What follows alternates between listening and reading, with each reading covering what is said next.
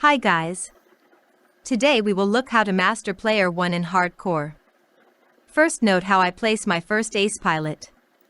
It goes fast. I'm using the hotkey on my keyboard to get ace fast and press R to rotate the plane before placing it in the front.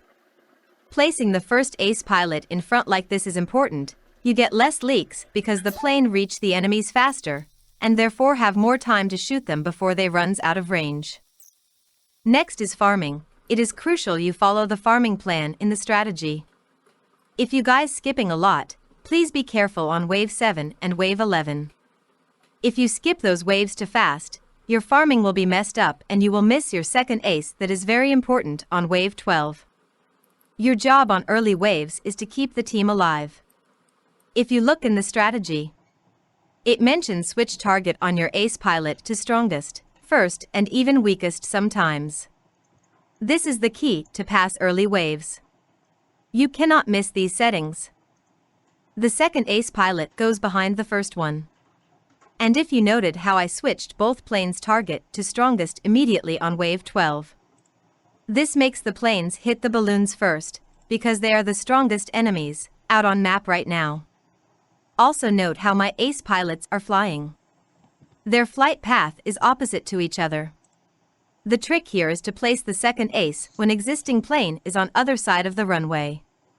We have covered this in earlier videos on our TDS school series in case you want to learn how to do it. Shortly we will arriving to wave 15 and will have both balloons and other strong enemies coming out at the same time. Then it becomes little tricky for you as player 1. You could switch target to first or weakest here. But if you note how the military bases are approaching, normally it is no need to panic. The cars will clear the path for you before balloons fly out of range. This is why I like to make sure the ace pilots fly on opposite side of each other. Okay, here we go. First out on map is nothing special. The ace pilots will clear them off easy. But note what comes after. The ace will not kill the balloons first, because under the balloons are something stronger, and because my setting on the ace right now is strongest. But I see the cars approaching, so I do not panic. It is still far for the balloons to fly before they are out of range, and the cars cleared the path beneath the balloons, making the balloons the strongest targets when nothing is left underneath them. Remember, if you switch target to weakest or first, remember to set it back to strongest for next wave, because we have more balloons coming here. Please do not follow the farming technique you see in this video. I am using different farming than it says in the strategy. In this video I will only upgrade my ace pilot to level 3 on wave 19, but in the strategy that step is on wave 18.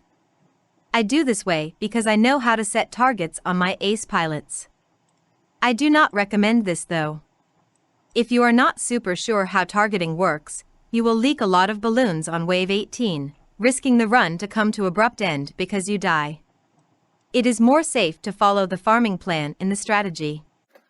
Now we approaching wave 17. Please change target on your ace pilot to weakest here. Note how my planes will kill all mysteries really fast. This is because the target is set to weakest. You never know what comes out from the mysteries. Weakest target will ensure the planes hitting mysteries first.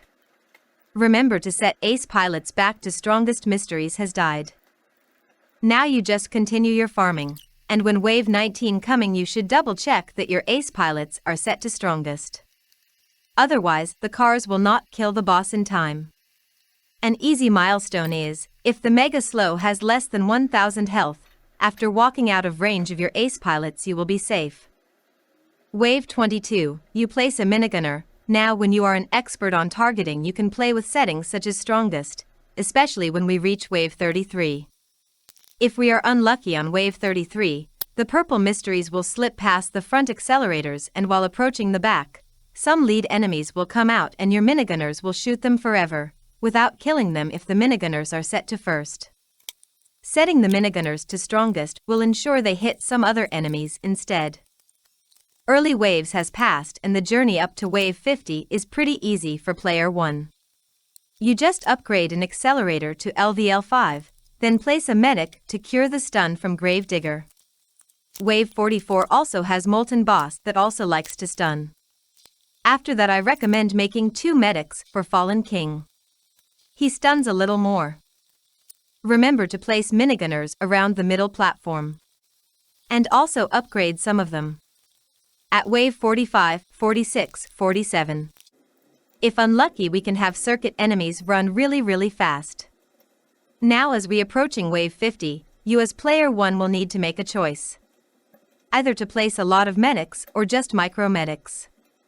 I recommend micro medics. Micro means selling the medics in place again. Your main priority on wave 50 is taking care of medics. Important to learn is different stun types.